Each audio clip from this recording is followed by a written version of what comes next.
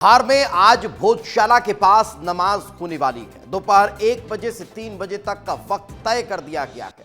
देर रात प्रशासन ने बड़ी बैठक की है। मुस्लिम पक्ष के प्रतिनिधि भी इस बैठक में मौजूद रहे।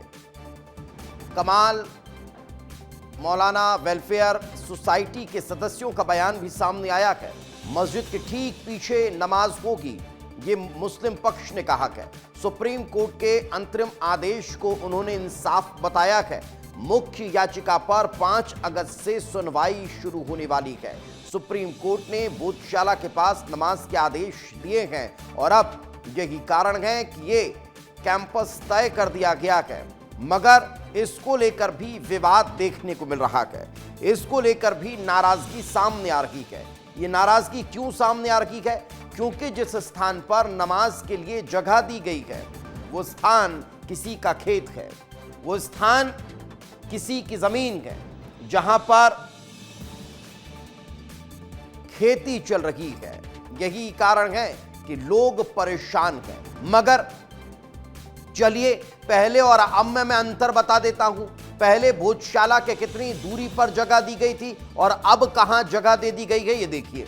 भोजशाला से दूरी लगभग 2 किलोमीटर 40 पीर मालीवाड़ा जो है यहां पर पहले जगह दे दी गई थी। ये भोजशाला कैंपस का और अब इसके नजदीक ही जगह मुहैया करा दी गई है। अब कहां जगह दी गई है ये देख लीजिए। ये भोजशाला से सटी हुई जमीन पर यह जगह दी गई। ये देखिए, ये जो जमीन है यहां पर नमाज के लिए जगह दे दी गई है। ये भोजशाला परिसर है और इसके ठीक यहां पर नजदीक यहां जगह दे दी गई है कि आप यहां आइए और अपनी नमाज अदा कर लीजिए। अब इसको लेकर विवाद क्यों है? क्योंकि आप देखेंगे ये पूरा ग्रीन बेल्ट है, पूरा ग्रीन बेल्ट है। लोगों की जमीनें हैं, यहां पर लोग यहां पर खेती किसानी का काम करते हैं और अब वो कह रहे हैं कि साहब अगर ये जमीन इस तरह से दे दी गई तो हमारा क्या होगा, हमारी खेती का क्या होगा, हमारे बीबी बच्चे कैसे हम पालेंगे, इसकी चिंता जो है वो अब खड़ी हो रही है। यही देखिए, अब ये देखिए, ये आपको वो व्यू दिखा रहा हूं मैं भोजशाला कैंपस का। ये वाग्देवी का गर्भगृह मंदिर है, ये जो है वो हवन कुंड है। यहाँ ये दरगाह थी, यहाँ से ये प्रवेश द्वार है भोजशाला के अंदर का। पहले जो है यहाँ मस्जिद का और पहले यहाँ पर नमाज कराई जाती थी इस कैंपस में। जब शुक्रवार के दिन और आप बसंत पंचमी दोनों एक ही दिन आ जाते थे तो फिर यहां पर नमाज अदा कराई जाती थी। लेकिन ये 2016 की मैं खबर बता रहा हूं। मगर अब जो जगह दी गई है वो इस कैंपस में दे दी गई है। यहां पर जो है वो अब नमाज पढ़ाई जाने वाली है। लेकिन ये खेत है और इस खेत में लोग किसानी करते हैं, लोगों की जमीन है, लोग वहां पर खेती किसानी कर रहे हैं। तो फिर उन्हें अब इससे आपत्ति हो रही है कि आखिर ये जो परेशानियां हैं उससे उन्हें दो चार होना पड़ेगा।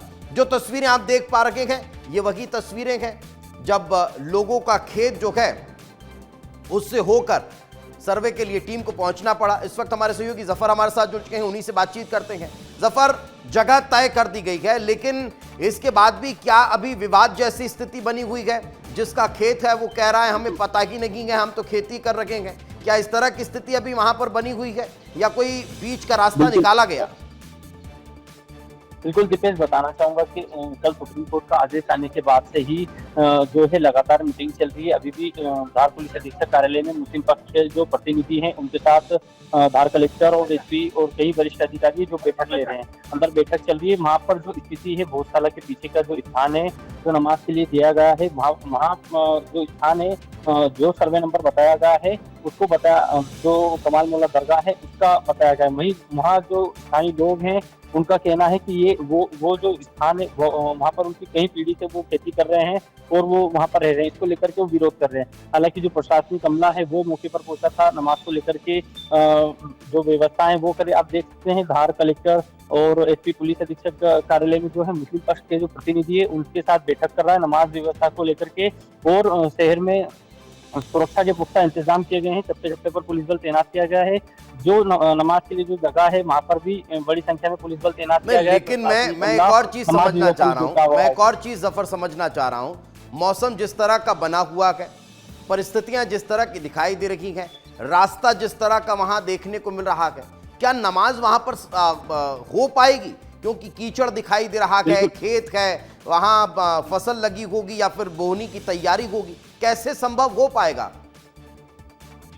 बिल्कुल दीपेश, बड़ी चुनौती है चूँकि सुप्रीम कोर्ट ने एक खास खसरा नंबर दिया है कि उस स्थान पर नमाज़ पढ़ाना है और धार जिले में लगातार जो बारिश है वो भी हो रही है, इसलिए प्रशासन के लिए बड़ी चुनौती है नमाज़ की व्यवस्था करना और उसके बाद लगातार जो बारिश है जिससे कीचड़ हुआ, आप तस्वीरों में देख ही पा रहे हैं कि जो पूरा जगह है वहाँ पर कीचड़ हो रहा है, इसलिए प्रशासन के सामने एक बड़ी चुनौती है सुप्रीम कोर्ट के आदेश का पालन करवाना और इस परिस्थिति में जो विरोधाभास है इसका निराकरण करना। दीपेश, बिल्कुल, अब देखने वाली बात होगी कि कैसे निराकरण होता क्या है, क्योंकि रास्ता जो है वो भी कोई आम रास्ता नहीं है, वो भी लोगों के खेत से होकर गुजर रहा है, पगडंडियों वाला रास्ता है। कैसे ये संभव हो पाएगा, ये बहुत देखने वाली बात होगी।